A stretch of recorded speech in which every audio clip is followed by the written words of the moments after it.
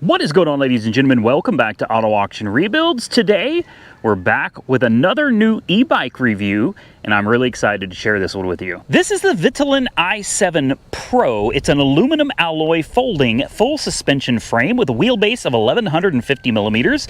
The gear range is a Shimano 8-speed shifter, 20-inch tires, 30-degree climbing angle, and 330-pound payload capacity. Maximum speed of 28 miles per hour.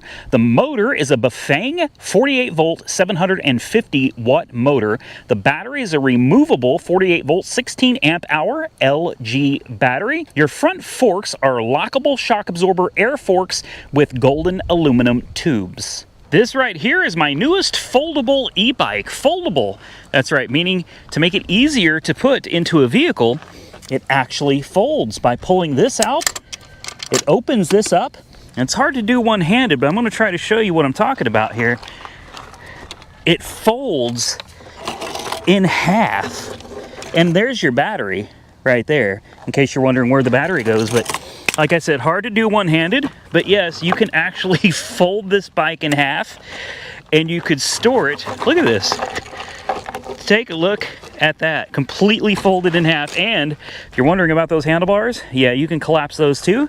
Right here, there's a button. Push it, fold it down, and the handlebars will collapse down to give you a lot of storage options. Now, everybody wants to know the range on these, and this one's going to be between 35 and 55 miles, depending on the pedal assist level that you use. It's a Class 3. Charge time is between 5 and 6 hours. Now, there's a lot of things to love about this bike, but one of the things that I really like is the rotor design on the front and back. Of course, it's 180 millimeter hydraulic brakes. I like these rotors, front and back. They're just very aggressive looking. Same thing with the brakes. Very nice. And of course, you can see you've got red brake pads in there. The folding aspect is really cool. And down here is where the magic happens for the rear suspension. Take a look at that and look at how beautiful this metalwork is. It is really, really nice, guys. Adjustable front forks as usual. The foldable aspect right here. But not only is it foldable, you can adjust the height of your handlebars by simply pushing this out, pulling your handlebars up higher where you want them, and then locking them back down. And of course, the same thing with your seat. You can push the little tab out, lift the seat up where you want it, and put it back down. Now, I don't need to adjust my handlebars, and I don't need to adjust my seat because I've got it set up exactly the way I want it. So there's only one thing left to do, and that is take her out for a spin. Of course, it does have headlights. You've actually got dual projector headlights right there, and you do have tail lights, brake lights, and turn signals as well, guys. You've got your horn here, signals left and right. Of course, your Shimano 8-speed shifter right here. Nice tight brakes, and you've got that I really like this. Some of them have a twist. This one has a thumb control for the motor. Really like that. Beautiful color screen, and they sent me a really nice phone holder, and I'm going to show you how nice this looks. Even says Vitilan on the side. I've got a big phone, iPhone 14 Pro Max. You just slide it in there, tighten up the thumb screw, and there we go. Your phone is not going to fall out. Here's all your controls right here for pedal assist levels, power, and all of that stuff. This is a very easy to understand. You don't even really need to read the manual, although I recommend you do. It's an easy bike to just get on and enjoy. Now, full disclosure, I've only ridden it right here to this location. I've not actually taken this one out on the road yet, so this is going to be a first impressions for you and me. All right, well, easy enough. We're on the bike. Let's take it for a ride. Before we go, there's one thing that I noticed. The tires on this wanted to be aired up to 30 PSI, and that is higher than any bike that I have tried out on the channel so far. Normally, it's around 15. So 30 PSI on these gravel roads, you might witness me going a little slower than I would normally go if I had a bike that was aired up to 15 PSI. That's easily remediable, though. If you're not going to be on hard roads and smooth surfaces, something like gravel, you're definitely going to want to take some air out of these tires and make sure you don't end up sliding out from under yourself there. I'm on pedal assist 1.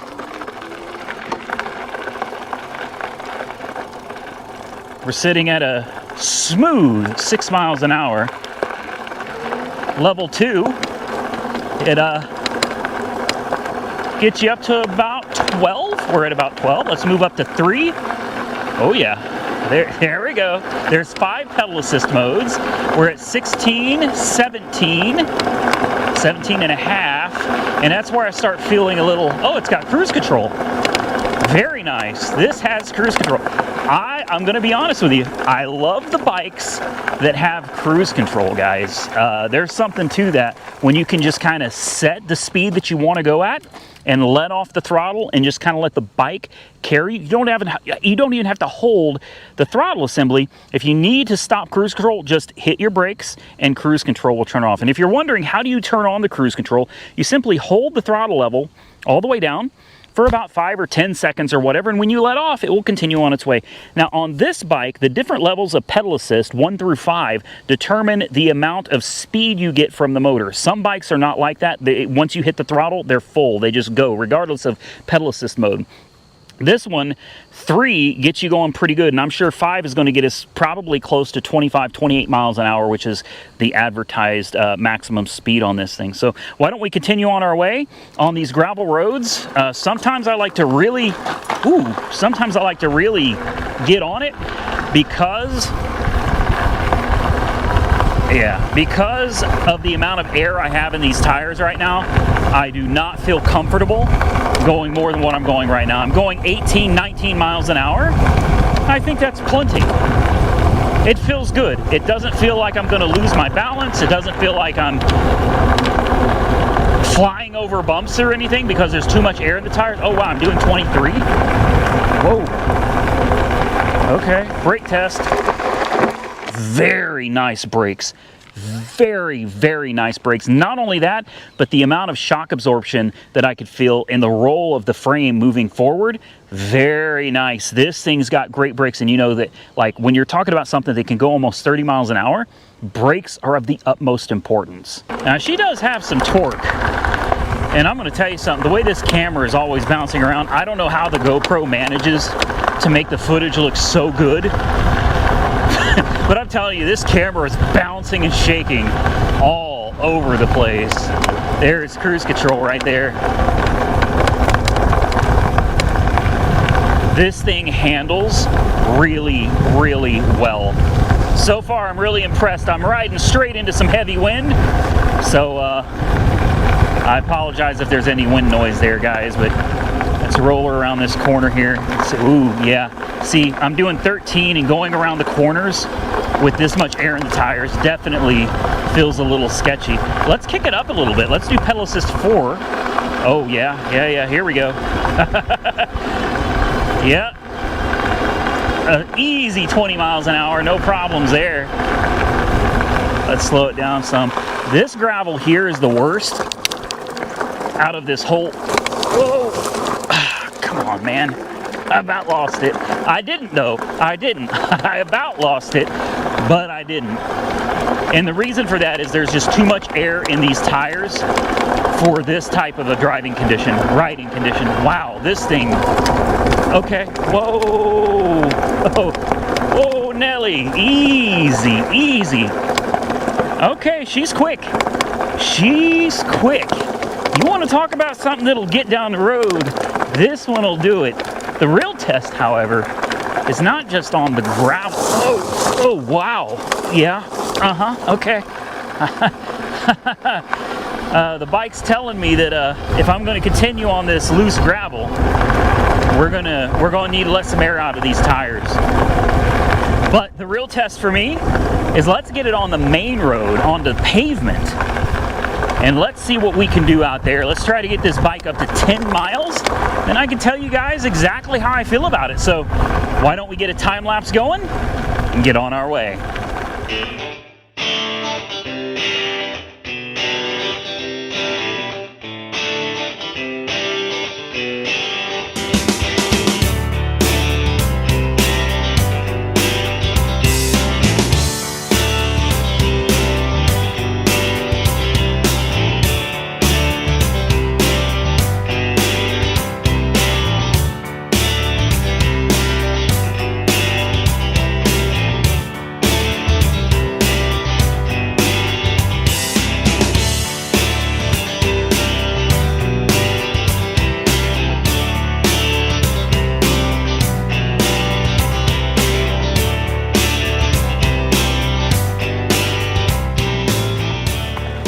so that's 8.5 miles.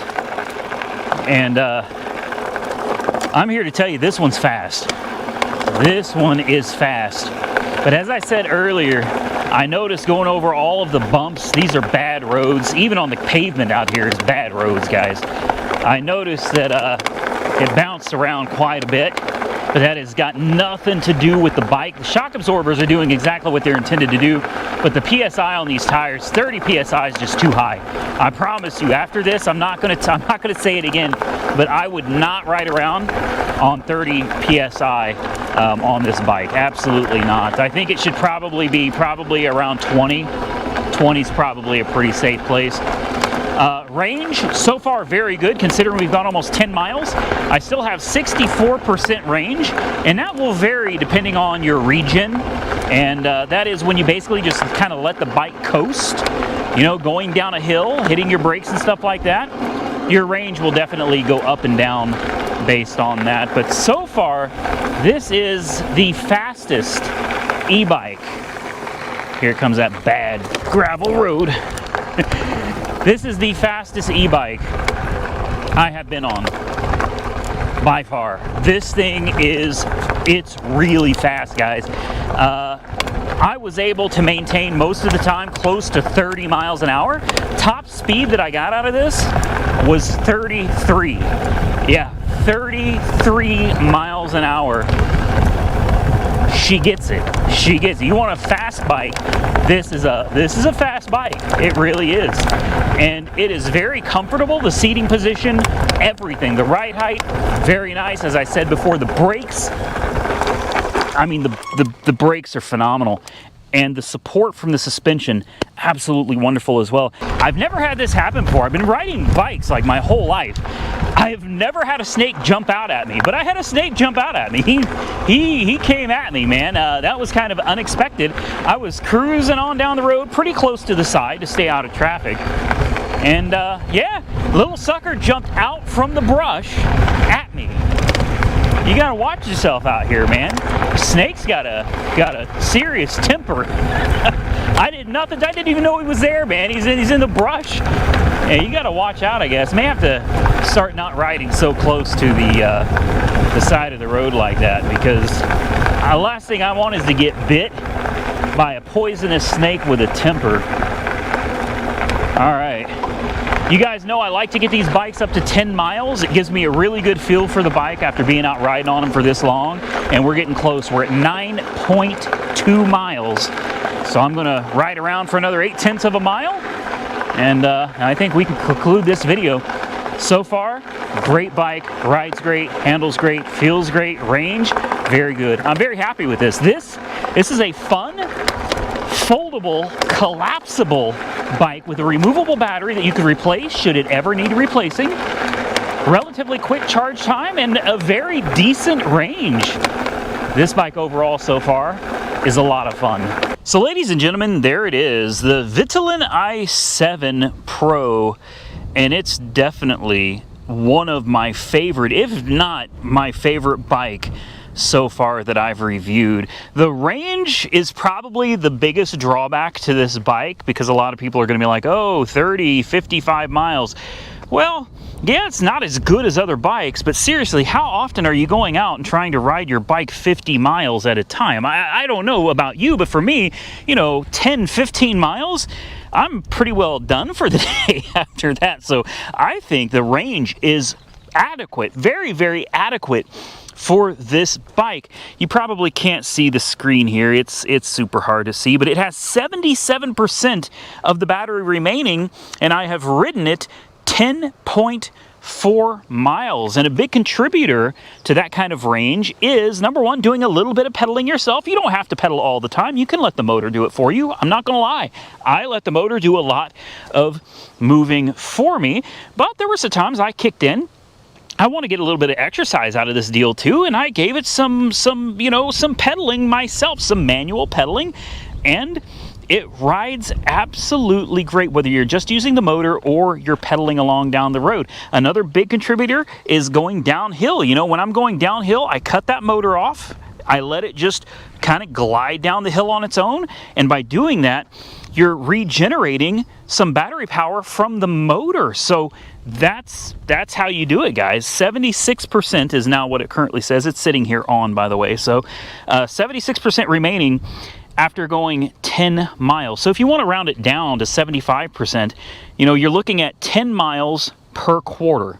All right, so the way I was riding it, which is mostly on the motor alone, you could easily pull 40 miles out of this bike. I'm 220 pounds, guys. I'm right at 6 foot tall, so I'm not a small guy.